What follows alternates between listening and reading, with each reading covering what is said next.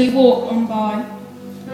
Physical abuse is abuse involving contact intended to cause feelings of intimidation, injury, or any other physical suffering or bodily harm in order to control or degrade, such as punching, slapping, biting, hitting, pulling hair, burning, or strangling.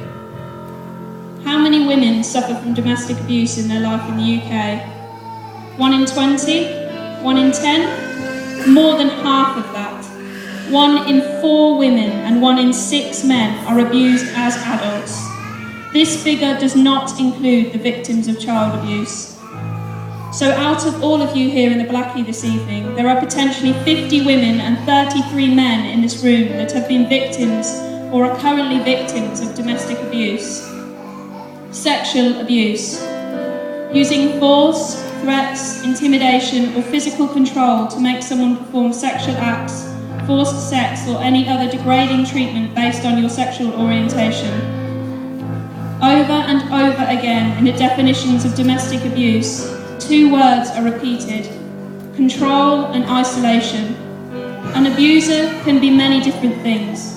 They can be a husband, a wife, a lover, a friend, a neighbour, a grandson, a granddaughter, the man who beats his partner for returning home 5 minutes late from work, the girl who takes money from the purse of her disabled mother, the wife who tells her husband he is useless and might as well kill himself, the young man who uses his grandfather's arm to stub out his cigarettes, or the man who rapes his wife over and over again. They are controlling. The victim can be, well, to be honest, a victim is not defined by any feature. They can just be as much the rich politician's young spouse as the heroin addict's partner. Abuse is impartial to age, race, social class, disability, or lifestyle, and they are the isolated. Psychological abuse. This can cover a large umbrella of abuse. Mostly the term describes the use of words to control another person's life, humiliate or degrade them in some way. This can include persistently putting someone down in front of people, lying to their friends and family about them, threatening to take away the children, shouting, mocking, accusing, monitoring phone calls, or making someone feel useless. Repeat victimisation is common. 44% of victims of domestic violence are involved in more than one incident. No other crime has a rate of repeat victims as high as this. At least 20% of all UK cases of adult abuse are financial. In 80% of the cases of financial abuse, it takes place in a person's own home, and nearly 70% is carried out by a family member. Most of these cases were recorded happening to the elderly and vulnerable adults under a carer. Where do you turn to when the person abusing you is the one who is supposed to be caring for you? Financial abuse. This can be refusing money to a victim so they are dependent on the abuser, stealing money from the family member or a vulnerable person, refusing to allow their partner to work or earning money, or the opposite, exploiting them, forcing them to go out to work and taking the money from them.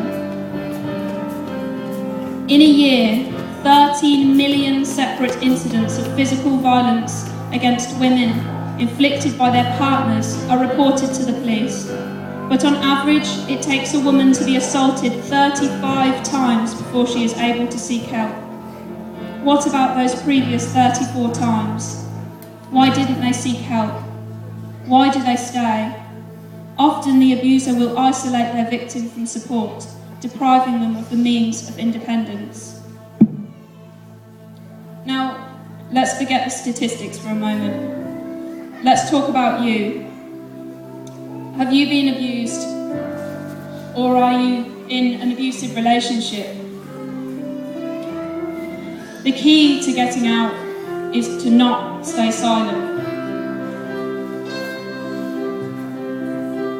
And we've been talking about hope this evening and hope for people's lives, and yeah, I just really sense that God just really wants to bring hope into people's lives, and I know that it's not an overnight thing, it's not something that you can just go, okay, I'm healed from this now. But there are people here who have been in abusive relationships and they have found healing and they have found restoration and hope through Jesus and through the people around them. And I just urge people here, if you are in an abusive relationship or if you have been in, to speak to someone you can trust. And we are here to support you. We are here to listen to you. We have helpful details of how you can get out of the situation that you're in. Yeah, just don't stay silent. That's the main thing.